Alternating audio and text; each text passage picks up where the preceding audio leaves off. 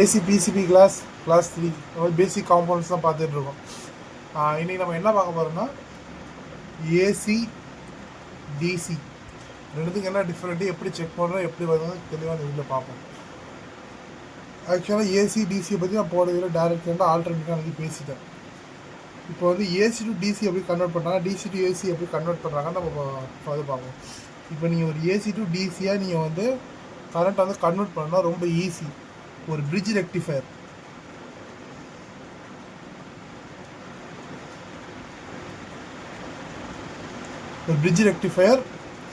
Bridge ரெக்டிஃபயரை மாற்றினதுக்கப்புறம் வந்து ஒரு noise இருக்கும். அந்த நாய்ஸை கிளியர் பண்ணுறது ஒரு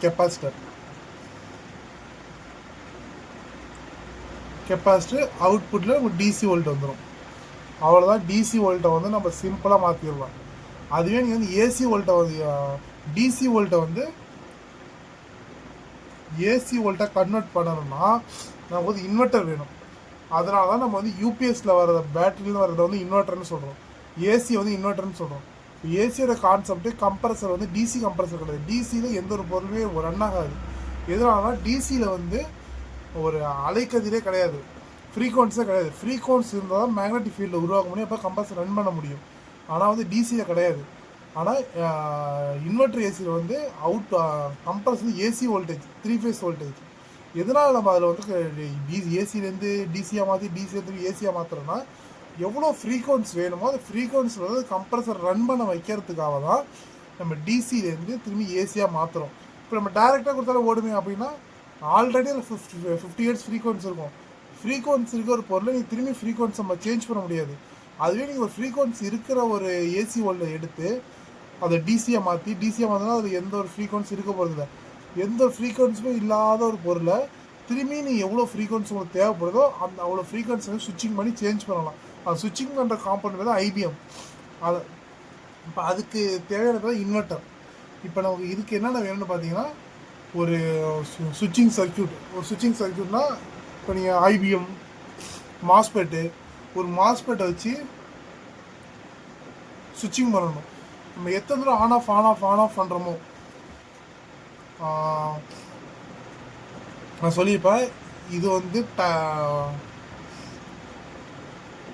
வோல்ட்டை குறிக்குது, இது வந்து டைமை குறிக்குதுன்னு சொல்லிட்டு. இப்போ நீங்கள் மாஸ்பெட்டில் வந்து இப்போ வந்து இதுக்குள்ளே நீங்கள் டிசி வோல்ட்டை கொடுக்குறீங்க. MOSFET one time current on பண்ணுது, மேலே போகும். அந்த டைம் ஆஃப் பண்ணுது, கீழே போகும். அந்த டைம் ஆன் பண்ணுது, மேலே போகும். ஆஃப் பண்ணுது, கீழே வரும். ஆன் பண்ணுது, மேலே போகும்.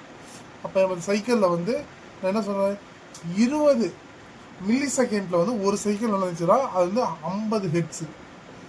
இதெல்லாம் நார்மலாக வருது. அப்போ அந்த மில்லி செகண்டை கால்குலேட் பண்ணி தான் அந்த ஹெட்ஸு நம்ம எவ்வளோ ஹெட்ஸு வந்து அந்த இன்வெர்ட்டர் வந்து ப்ரொடக்ஷன் வந்து நம்ம கண்டுபிடிக்க முடியும்.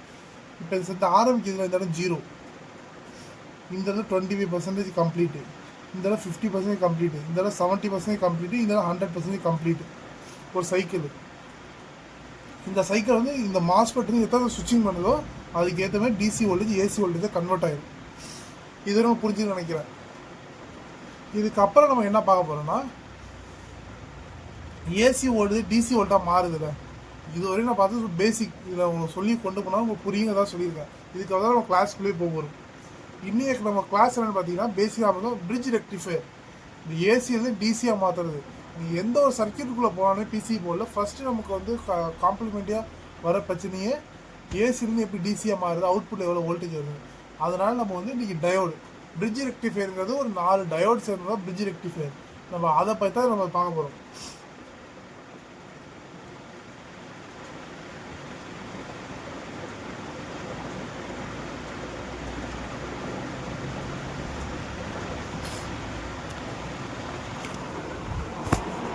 இப்போ என்ன பண்ணால் பிரிட்ஜ் ரெக்டிஃபயர் இது வந்து ஆக்சுவலாக டயோடு.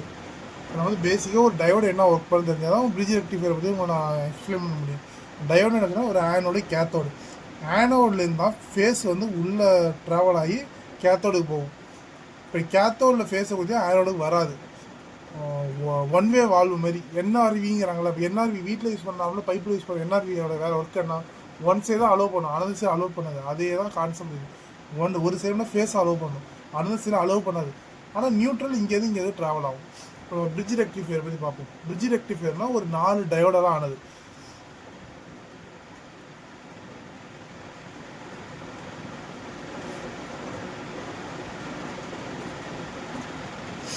4 டயோடு. இப்போ நம்ம வந்து இதில் நமக்கு ஒரு ஃபேஸ் கிடச்சிரும். இங்கே ஒரு ஃபேஸு, இதில் ஒரு நியூட்ரல். ஏன்னா நமக்கு வந்து டிசி அப்படின்னா ஃபேஸு நியூட்ரல் வேணும். அதுக்கப்புறம் நம்ம இது வந்து டிசி வோல்டேஜ். இப்போ நம்ம இன்புட் வந்து ஏசி வோல்டேஜ் கொடுக்குறோம். ஓகே, ஏசி வோல்டேஜ் கொடுக்குறோம். பேலன்ஸ் ரெண்டு ஏரியா இருக்குல்ல, இதில் கனெக்ஷனை போடுறோம், இதில் கனெக்ஷனை போட்டோம். இப்போ வந்து மேலே ஏசி வோல்டேஜ் கொடுத்துட்டு கீழே டிசி. இப்போ வந்து பார்த்திங்கன்னா நம்ம வந்து டயோடு ஃபிக்ஸ் பண்ணோம்.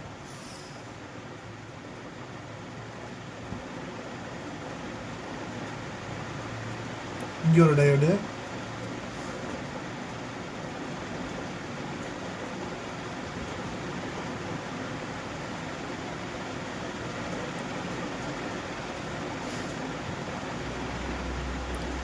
ஆக்சுவலாக இப்போ வந்து நமக்கு வந்து 4 டயோடு ஃபிக்ஸ் பண்ணிட்டோம். ஏசி வோல்டேஜ் கான்செப்ட்னா front and back, front and forward and back, forward and back, அது மாதிரி 2 சைடும் மாறிட்டே இருக்கும். ஃபஸ்ட்டு 10 செகண்டுக்கு வந்து இது இது இது வந்து ப்ளஸ்ஸாக இருக்கும், அடுத்த 10 செகண்ட் இது ப்ளஸ்ஸாக இருக்கும், அப்போ சேஞ்ச் ஆகிட்டே இருக்கும். அதனால நம்ம இந்த மாதிரி ஒரு டயோடு செட்டப் பண்ணியிருக்கோம். இப்போ நமக்கு வந்து இதுக்குள்ளே இது ஃபஸ்ட்டு ஃபஸ்ட்டு 10 மில்லி செகண்டுக்கு வந்து இது வந்து ப்ளஸ்ஸாக இருக்குது. அப்போ நம்ம இதுக்குள்ளே கரண்ட்டு போகுது. இதுக்குள்ளே கரண்ட் உள்ளே போணுச்சுன்னா இந்த வழியாக நமக்கு வந்து கரண்ட்டு போக முடியாது. ஏன்னா இது வந்து மைனஸில் இருக்குது. ஏன்னா டயோடு வந்து ஆப்போசிட் டைரெக்ஷன் இருக்குது. நம்ம இந்த தங்க போக முடியாது. அப்போ கரண்ட் என்ன ஆகும், இது வழியாக ட்ராவல் ஆகி இதுக்குள்ளே போயிடும். கரெக்டாக? அப்போ இதில் வர இதுலேருந்து வர நியூட்ரல் என்ன ஆகும், இந்த டைரெக்ஷனில் போக முடியாது. அப்போ இந்த டைரெக்ஷன்லாம் போக முடியாது. ஏன்னா ஆப்போசிட் டைரெக்ஷன் நியூட்ரல் போகும். அப்போ நியூட்ரல் வந்து இது வழியாக உள்ளே போய் இருக்கிறவங்க மைனஸ் கிடச்சிது. அதுக்கப்புறம் என்ன ஆகுது, அடுத்த 10 மில்லி செகண்டுக்கு இது வந்து ப்ளஸ்ஸாக மாறும், பேஸாக மாறும். அப்போ இதுலேயே ஆகி இந்த டயோடு இருக்குல்ல, இந்த டயோடு வழியாக உள்ளே போய் இந்த மைனஸ்க்கு போகும். அப்போ இது வழியாக ட்ராவல் ஆகி அப்போ இது வந்து நியூட்ரல் ஆயிரும். இப்போ இந்த நியூட்ரல்லேருந்து இது வழியாக ட்ராவல் ஆகி இந்த ப்ளஸ்ஸுக்கு வந்துடும். அப்போ எவரி 10 மில்லி செகண்ட்ஸ் ஒன்ஸ் இது சேஞ்ச் ஆகிட்டே இருக்கும்.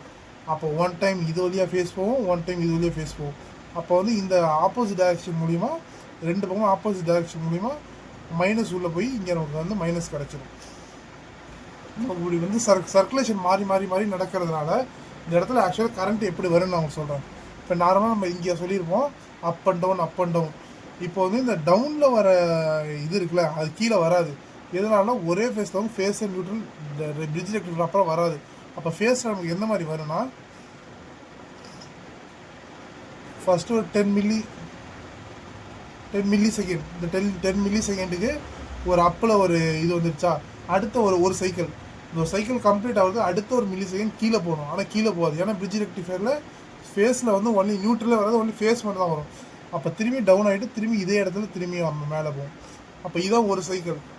இப்போ நான் ஃபஸ்ட் சொல்லியிருந்தேன் அங்கே எத்தனை பர்சன்டேஜ் சொல்லியிருந்தோம். அப்போ இது வந்து 0, 25%, 50%, 75%, 100%. அப்போ இது வந்து ஒரு சைக்கிள் ஆகிடுச்சு. அப்போ நமக்கு இந்த ஃபார்முலையே சைக்கிள் இப்போ நீங்கள் 100னா 100 தூரம் மேலே போகும், மைனஸ்லேயே போகாது. ஏன்னா பிரிட்ஜ் ரெக்டிஃபையர் போட்டிருக்கனால நமக்கு இந்த மாதிரி நீங்கள் யூஸ் பண்ணிங்கன்னா நமக்கு வந்து கிளியரான டிசி வோல்டேஜ் நமக்கு ஆனால் வேணும், அது நமக்கு கிடைக்காது. அப்போ நம்ம என்ன பண்ணுறோம், இந்த ஃபேஸ் யூனிட்டில் ஒரு கெப்பாசிட்டர் வந்து கனெக்ட் பண்ணுறோம். ஒரு கெப்பாசிட்டர் கனெக்ட் பண்ணால் கெப்பாசிட்டர் வேலை என்ன, பவரை ஸ்டோர் பண்ணி வச்சு எப்பப்பெல்லாம் பவர் இந்த குறையுதோ அப்போலாம் பவர் கொடுக்கும். அப்போ இந்த ஹேண்ட் இதை டச் பண்ணிட்டா இந்த இடத்துல பவர் குறையுது. அப்போ பவர் குறையும்போது கெப்பாசிட்டி கனெக்ட் பண்ணிக்கிறதுனால இந்த பவரை குறையாமல் அப்படியே ஜென்யூனாக ஃபுல்லாக மெயின்டைன் பண்ணி கொண்டு போகும். அப்போ பீக் வேலையில் கொண்டு போகிறதுனால இந்த வோல்ட் எவ்வளோ பீக் வேல்யூ வருது, 310 வோல்ட் வருது. அப்போ அந்த 310 பீக் வோல்ட்லேயே நமக்கு இந்த மாதிரி சிக்னல் அப் டவுன் ஆகாமல் கெப்பாசிட்டி கனெக்ட் பண்ணிக்கிறதுனால இது 0 வோல்ட்டு, இந்த இடத்துல 310 வோல்ட்னா 310 வோல்ட்லேயே ஒரு சீரான வோல்டேஜ் கிடைக்கும். அதான் நம்ம டிசி வோல்டேஜ் வரும். இதுக்கப்புறம் இதை நம்ம சுவிட்சிங் பண்ணி ஏசியாக மாற்றிக்கலாம். இது சுவிட்சிங் பண்ணி தான் நம்ம கம்ப்ரஸர் இப்போ சிங்கிள் ஃபேஸ் 3 ஃபேஸை கன்வெர்ட் பண்ணி நம்ம கம்ப்ரஸர் வந்து ரன் பண்ணுது. உங்களுக்கு புரிஞ்சு நினைக்கிறேன். வேறு டவுட் இருக்குன்னு கமெண்ட் பண்ணுங்கள். இந்த வீடியோ நான் இன்னும் எக்ஸ்பிளைன், அதாவது உங்களுக்கு டவுட் இருந்தால் நீங்கள் கண்டிப்பாக நீங்கள் எப்போதும் கால் பண்ணலாம், நான் எக்ஸ்பிளைன் பண்ணுறேன். நான் நடத்துறதுல உங்களுக்கு ஏதோ சந்தேகம் இருக்குது, நான் நடத்துறது சரியில்லை, புரியல அப்படின்னு சொன்னால் அடுத்த வீடியோவில் இன்னும் நான் வந்து இம்ப்ரூவ் பண்ண ட்ரை பண்ணுறேன். கேமரா குவாலிட்டி என்ன இம்ப்ரூவ் பண்ண நினைக்கிறோம் சொல்லுவேன், நான் கண்டிப்பாக பண்ணுறேன். அதுக்கான ப்ராசஸ் பண்ணுறேன். நான் கிளாஸில் வந்து பிரிட்ஜ் ரெக்டிஃபையர்னு சொல்லி நான் அவங்க நடத்தியிருப்பேன். இதான் அந்த பிரிட்ஜ் ரெக்டிஃபையரு. இதோட இன்புட் இருக்குது, இந்த கெப்பாசிட்டர் கனெக்ட் பண்ணலை. ஓகே, இன்புட்டில் ஃபேஸ் அண்ட் நியூட்ரலில் கொடுத்துட்டோம். அவுட்புட்டில் வந்து ப்ளஸ்ஸில் வந்து ப்ளஸ்ஸையும் மைனஸில் மைனஸாக டிஎஸ்ஓ கனெக்ட் பண்ணிட்டோம். இப்போ நம்ம வந்து பவர் ஆன் பண்ணி டிஎஸ்ஓவில் எப்படி வந்து பார்க்க போகிறோம். இப்போ வந்து டிஎஸ்ஓவில் பார்த்தீங்கன்னா இது வந்து 0 வேல்யூ. நான் அவ்வளோ சொல்லியிருப்பேன், பிரிட்ஜ் ரெக்டிஃபைட் அவுட்டில் வந்து சைக்கிள் வந்து 0க்கு கீழே வராது, ஒன்லி ஃபேஸை மட்டும் இன்புட் கொடுக்கணும். அப்போ இந்த இடத்துலேருந்து இந்த இடம் வந்து ஒரு சைக்கிள், அப்போ கீழே வர வேண்டியது மேலே வந்துட்டு. புரியுதுங்களா? இப்போ நம்ம கெப்பாசிட்டரை கனெக்ட் பண்ணி வைப்போம். கெப்பாசிட்டர் இதில் கனெக்ட் பண்ணிட்டா இந்த பீக் வேல்யூ இருக்குல்ல, இப்போ டார்கெட்டு, இந்த டார்கெட் எவ்வளோ வருது, 340, 34 × 10, அதில் 34 × 10னா 340 வோல்ட் பீக் வேல்யூ. இப்போ நான் கெப்பாசிட்டர் கனெக்ட் பண்ணால் 340 வேல்யூ கரெக்டாக அதில் வரும். இன்னும் கெப்பாசிட்டர் கனெக்ட் பண்ணலை. இதில் நான் கெப்பாசிட்டர் ஒன்ஸ் எப்போ கனெக்ட் பண்ணணும் அப்போ இந்த 340 வோல்ட்டு. ஏன்னா இப்போ இங்கேருந்து மைனஸ் ட்ராப் ஆகுது, ஏன்னா இது வந்து சேஞ்ச் ஆகிறப்ப ட்ராப் ஆகி திரும்பி பீக்குக்கு போகுது. இந்த ட்ராப் ஆகாமல் நம்ம கெப்பாசிட்டர் கனெக்ட் பண்ணோம்னா அதோட வோல்ட்டு வந்து இங்கே வந்து புஷ் பண்ணி இது இதாகாமல் இதுலேயும் ஈக்குவலாக 310 வோல்ட்டை வந்து ட்ராவல் பண்ணி கொண்டு போகும். இப்போ நான் வந்து கெப்பாசிட்டர் சால்ட் அடிச்சுட்டு இந்த வீடியோ கண்டினியூ பண்ணுறேன். இப்போ வந்து கெப்பாசிட்டர் வந்து கனெக்ட் பண்ணியாச்சு. கெப்பாசிட்டர் கனெக்ட் பண்ணிட்டேன். இப்போ வந்து எந்த ஒரு நான் ஆன் பண்ணலை. இப்போ வந்து நான் கரெக்டாக ஆன் பண்ணுறேன். இப்போ வந்து பார்த்தீங்கன்னா உங்களுக்கு தெரியும், மேக்ஸிமம் வோல்ட்டு வந்து இது வந்து 0, மேக்ஸிமம் வோல்ட் வந்து அச்சீவ் பண்ணிவிட்டு இதுதான் டிசி வோல்ட். இதை வந்து பார்த்தீங்கன்னா தெரியும். இப்போ அந்த கோட்டில் வந்து மேக்ஸிமம் டார்கெட் நான் பச்சை லைனை செட் பண்ணுறேன். இப்போ எவ்வளோ பார்த்தோன்னா 34னா × 10 340 வோல்ட்டு. அப்போ வந்து இந்த இடத்துல என்ன, இப்போ இந்த கெப்பாசிட்டி என்ன ஒர்க் பண்ணுது, இதுலேருந்து வர இந்த மாதிரி ஃப்ரீக்வன்ஸை வந்து கெப்பாசிட்டி பூஸ்டப் பண்ணி அந்த ப்ளஸில் ஈக்குவலாக கொண்டு போகுது. ஓகே, இந்த கெப்பாசிட்டி அவங்க சைட்டில் எப்போ கம்ப்ளைண்ட் ஆனாலும் இந்த மாதிரி அவுட்புட்டில் ஃப்ரீக்வன்ஸ் வராது, இந்த மாதிரி தான் ஃப்ரீக்வன்ஸ் வரும். அப்போ உங்களுக்கு கெப்பாசிட்டி எதுக்கு யூஸ் ஆகும் தெரிஞ்சிடுச்சு. கிளியரான டிசி வேவ் வேணும்னா நமக்கு வந்து கெப்பாசிட்டர் வேணும். அதுக்காக தான் பெரிய கெப்பாசிட்டர் வந்து போர்டில் யூஸ் பண்ணியிருக்காங்க. அந்த எஸ்எம்பிஎஸ், அந்த டிசி டு ஏசி கன்வர்ஷன் செக்ஷனில்